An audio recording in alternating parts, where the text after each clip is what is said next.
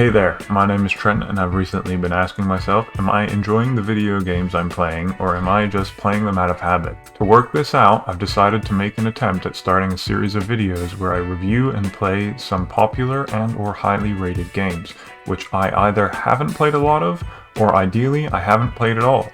If you have a favorite game you think I should check out, let me know, because if you're anything like me, then you love watching videos where other people give their takes on your favorite games.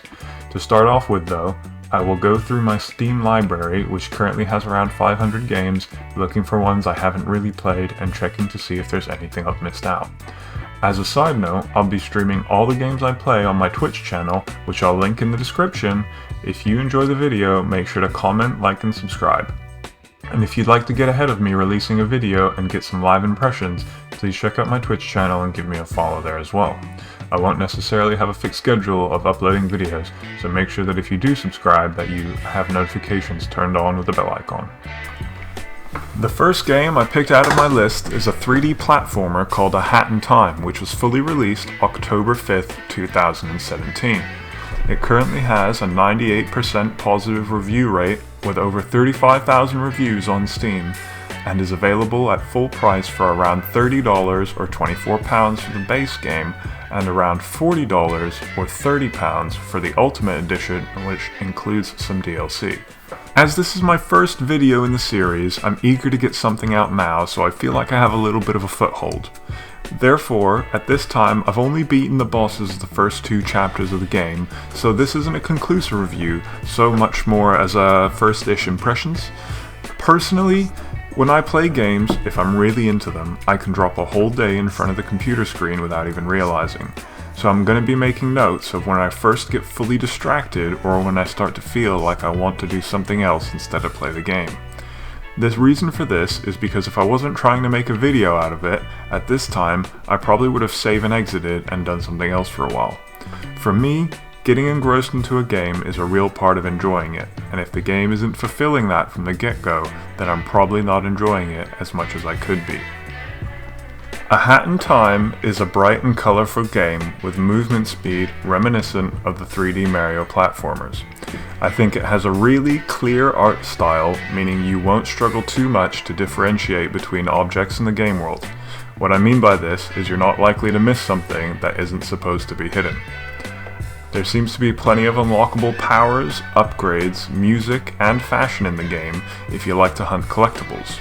As you go further into the game, you'll earn new hats and badges which give you power-ups and abilities, and when you acquire these, you'll sometimes need to go back to earlier chapters in the game and play levels that you weren't able to finish before.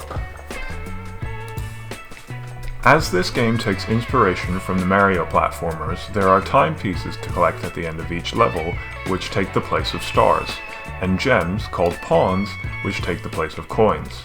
The timepieces unlock new chapters and levels, and the pawns can be spent on badges to unlock additional powers. New to this game, however, is the ability to equip different hats which allow you to use different abilities. Your initial hat can be used to locate your objective, and then you soon get a hat which allows you to sprint, and one which allows you to ground pound, with more hats becoming available as you progress. These hats are unlocked by using balls of yarn, another collectible found in the game world, which doubles as a resource and as an unlock. Each hat has its own ball of yarn associated with it, which you must first collect to unlock that particular hat. But if you collect the same ball more than once, which you will need to do, the yarn will be added as a resource which you can use to craft any other hat as well. You can then select between these hats during gameplay to suit different situations. As someone who has played a fair amount of Mario Odyssey, the controls in the game were easy for me to pick up.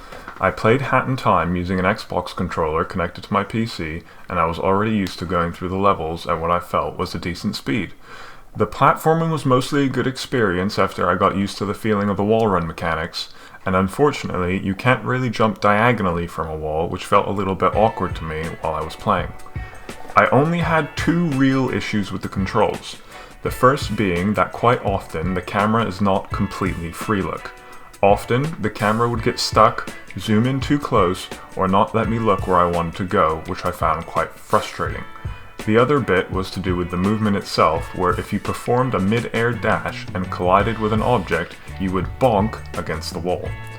Bonking in video games is something I find particularly annoying because it aggressively halts the flow of your movement, but fortunately, you can just avoid this by playing more skillfully through cancelling your dash in mid-air. And it wasn't long until I found out that you could actually buy a badge in the game with pawns that removes the bonk penalty for dashing into a wall. I thought this was quite funny, but at the same time, if you're going to add a mechanic to the game just to allow players to be able to remove it, then why have it in the first place, especially if it's an annoying one. Not much else annoyed me while I was playing the game, other than a silly little thing that happened at the start of Chapter 2, when you're introduced to two birds arguing over the plot. But while one of them is obviously a penguin, I'm supposed to believe the other one is an owl? It looks way more like some kind of terrier dog standing on two legs than any owl, if you ask me. But seriously, coming to the plot, the story itself has not particularly interested me up until this point.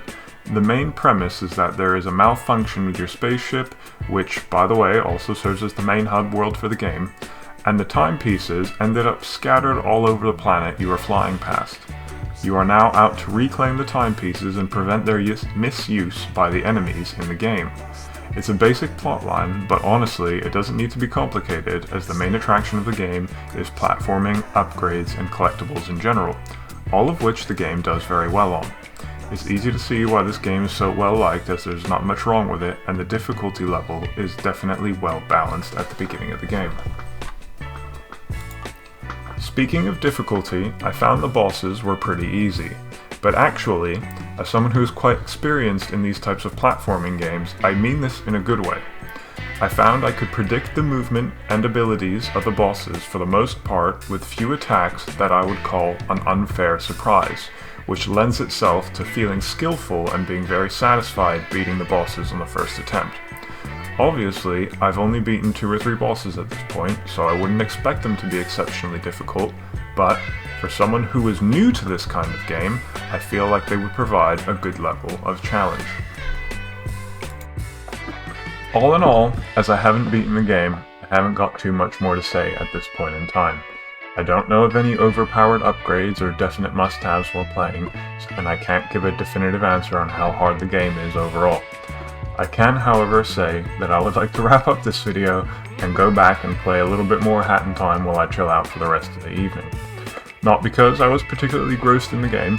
In fairness, I did only play it for about 2.5 hours while streaming before I got the itch to go and do something else, but because I want to go back and review my thoughts as I play a little bit more of the game.